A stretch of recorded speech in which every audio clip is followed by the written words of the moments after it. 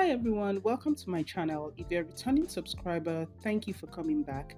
If you're new, this is Anonymous Voices, where we share stories, experiences, and lifestyle. Let's quickly recap our last story before we go into today's. Nne and David had a seemingly good relationship, but David suddenly ghosted her without any reason. Nne met Sheyi and he proposed after 4 months of knowing her. Suddenly, David calls her and wants them to meet so he can explain.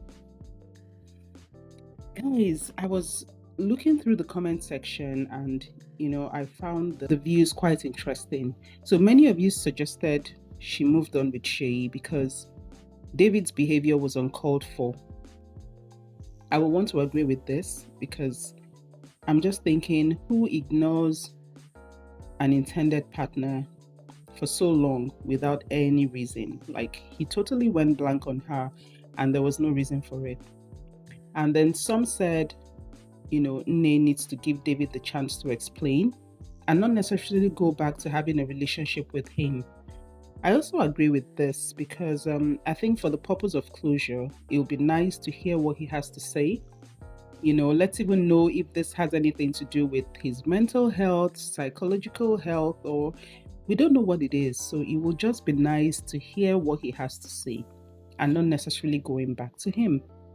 So my conclusion will be that Nne gives David the chance to explain himself for closure and also give some time before going into marriage with Sheyi, as 4 months seems too short to make a lifetime decision. So thank you for your thoughtful input. We still encourage viewers to engage in the comment section. Now let's embark on today's journey. Nse's journey began with Jones. She met Jones at the university and they became friends. Jones wanted a relationship with Nse, but she always referred to him as her brother. This response always got Jones upset. Jones was good looking and women were always endeared to him. Underneath his good looks was a marked dark side, one which was foiled by his insatiable desire for attention and validation.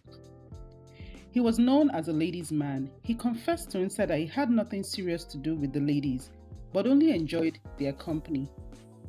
After graduation, Jones asked Nse again about a relationship, and she decided to give them a chance. They both enjoyed a good relationship, had their ups and downs which seemed normal, but always found a way to get back. Nse's childhood friend Lizzie, whom she shared her secrets, often teased her about Jones and asked when they would be getting married. But Nse had no plans for marriage yet. She was happy just being in a relationship and pursuing her career. Jones, on the other hand, had never mentioned marriage. On one occasion, Jones was having a get-together with his friends and invited Nse over. While at the party, he and one of his friends argued.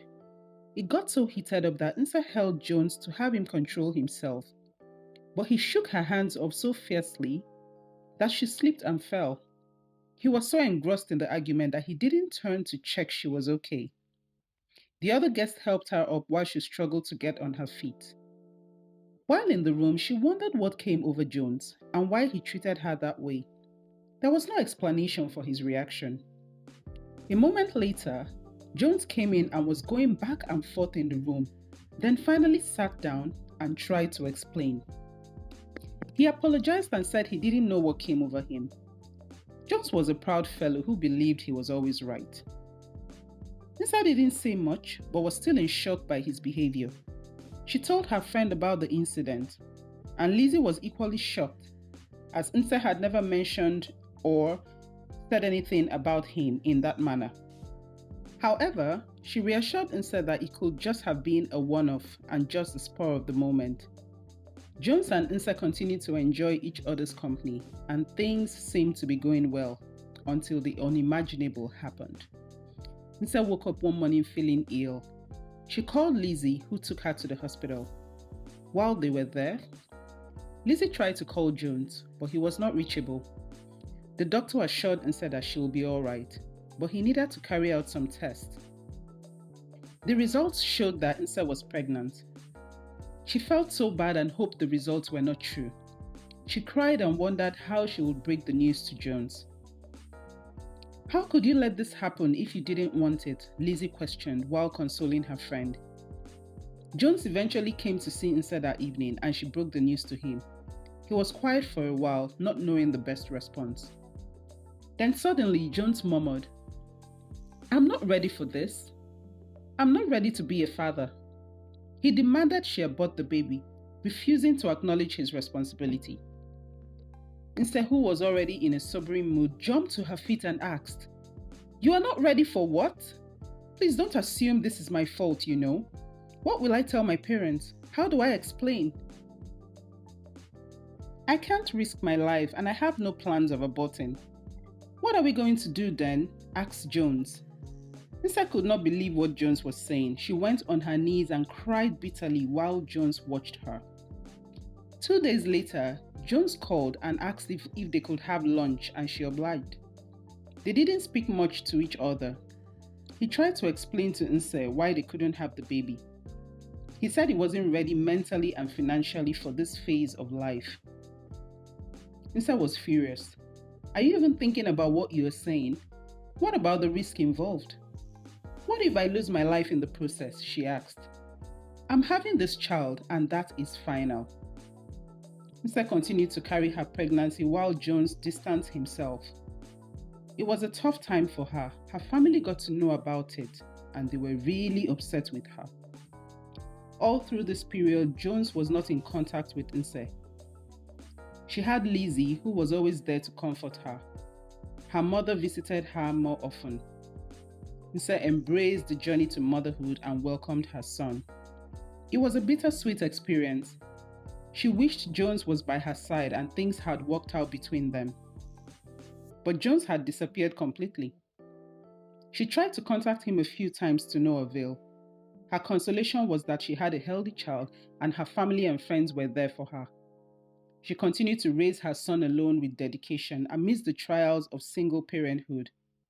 She often wondered what to tell him about his father when the time came. Years passed and Nse's son grew into a bright and curious young boy, a constant reminder of Jones.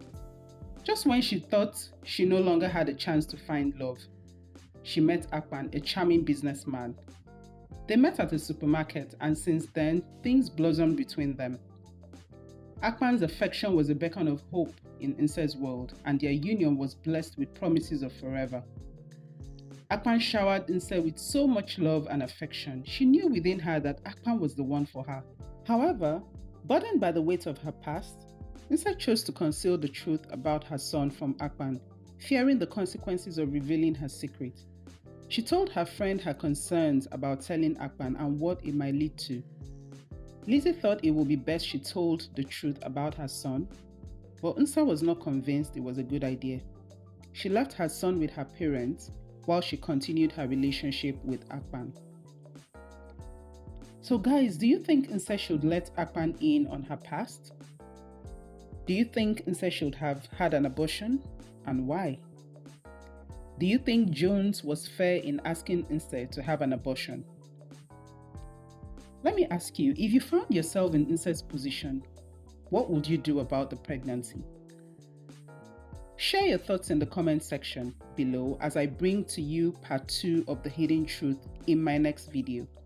If you enjoyed today's video, do not forget to like, share, and subscribe as we bring you more captivating content. Bye!